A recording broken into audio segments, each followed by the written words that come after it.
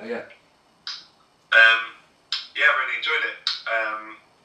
It was quite a short run of dates. It was kind of over before we'd really got into it. But it was nice going out on the road and seeing that people still cared about us and that sort of stuff.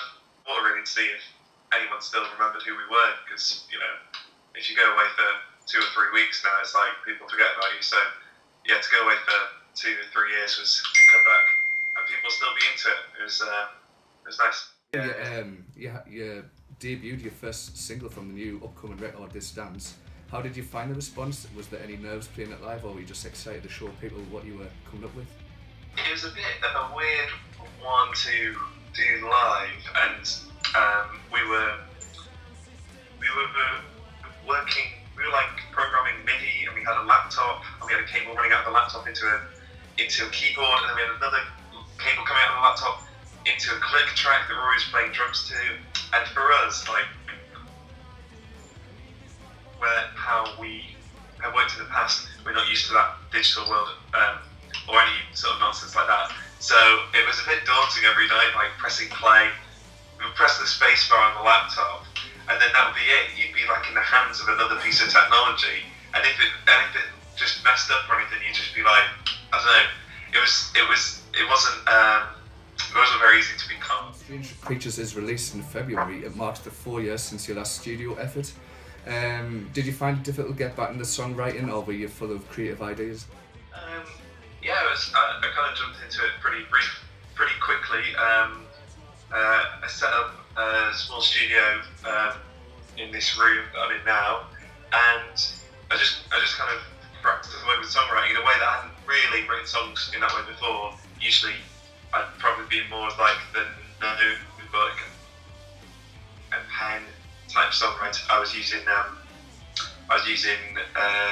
computers and like digital recording software and stuff like that, which was a refreshing way to work. I really enjoyed it, and yeah, as soon as we finished touring, in fact before we finished touring the last album, I was just working on stuff for the next record straight away. So it'd been something that I'd been meaning to do for a long time. The new album's been described as a nocturnal record, a psychological horror movie on wax. How would you like the album to be perceived by fans? I hope people pick up on it and enjoy it for what it is. I think I went overboard a bit when I was describing it as a horror movie on wax. It's not that. I think that might be the pitch for our next record. Yeah, I don't know. Like, what I think about our records before they go out is always different to how they're perceived once they're out there, and I can't judge that. I can't make any like call on how that's going to play out. That is just in the hands of the people that like our music, the people that talk about it, the people that share ideas about it, and yeah, like it's not my place to like call. So you'll be celebrating the release of Strange Creatures with a series of small record store events with the Drenges Philharmonic. Is it something? How did that idea come about? I'm intrigued about what it is. I don't know what it is yet. It's just a weird name that we came up with.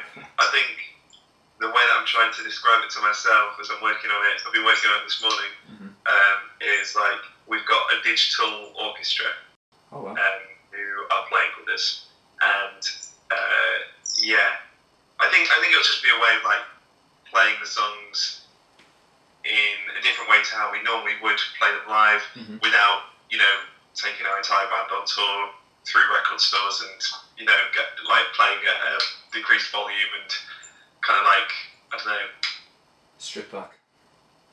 Yeah, well, I'm not sure these are songs for like playing on an acoustic guitar either. So we're trying to find like a medium where it works. Around the end of the last record, I was thinking about having like 2 different spin-offs of the band. So like you've got our live band, and then you've got something else that's a bit more like transportable and a bit like we could just take a laptop and plug in and go and play somewhere. Because I think, I don't know, it's expensive to lug all our equipment around, and if we want to keep doing this, like we want to be that band as much as we can, but then you also have to face up to the fact that like, if you're getting paid X amount to go and play somewhere, you might end up making a loss just because you've got to pay everyone, and you've got to take all the equipment, you've got to rent a van. It might just be cheaper to like rent a car and drive up there with a laptop and, I don't know, small PA. In terms of previous work, where does this record for you stand on a personal level? Definitely. Well, I feel like I'm kind of on a learning curve with songwriting and music and being in a band and stuff. It's like, it's nice, but a bit weird to like have it all play out. You know, like, I haven't been to music school. I don't really know what I'm doing half the time. And with each record, I can see like our confidence and our ability growing and getting stronger. But you know, like, it doesn't stop me from like enjoying our earlier stuff or like seeing the strengths in like our first record or our second record. I feel like, I don't know, like we haven't compromised our integrity, or we haven't like made like any sellout pop song to like take over the radio or anything like that. But I do feel like songwriting's a lot more like interesting, and the lyrics are a bit more advanced, and like overall the concepts just land a bit better than they had done previously. My favourite tracks from the new record is When I Look Into Your Eyes. I was just wondering what your favourite track or element is from the record. You're the first person that's like said that you like that track, so thank you. Oh, I love it. It was a hard decision between Avalanches and the final one, When I Look Into Your Eyes. I really like them too. Right, cool. Yeah, I think I'm into Avalanches most at the moment. That sounds massive. Is that something you're going to be playing live as well, do you think? Yeah, absolutely. I can't wait to play that live. I think it's just like, if like the PA can handle it, I just want it to be one of those things that just like completely decimates the venues. Like, no one's left standing.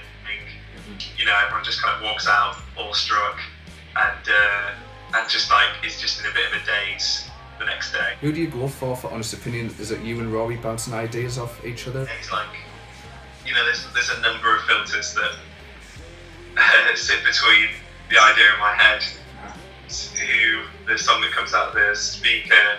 The first filter's me, and then you know, I pitch stuff to Rory and we talk about it and we see how we can shift it, and then like the band, and then Ross, and then like all the kind of like boring industry stuff.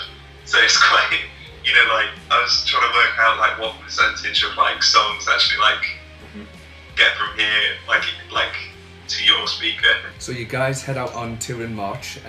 Is there any particular dates or venues you're looking forward to playing?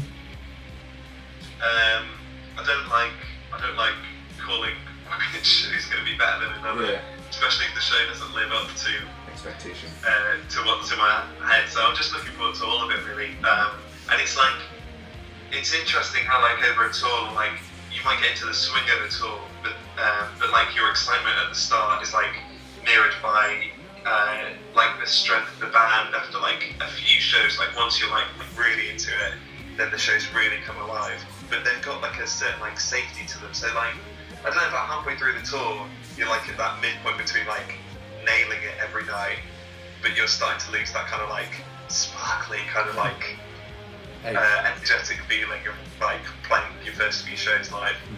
Visit Newcastle early on the tour with the Witches, and do you have any fond memories of playing in the North? Yeah, well, Newcastle, for me, it's like we've got a lot of friends and a lot of friends of friends based up in the northeast, and mainly kind of seems to me to be like, I always think about folk music when I'm up in Newcastle.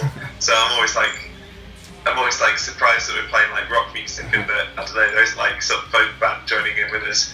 But yeah, I love it. It's just a really good vibe up there.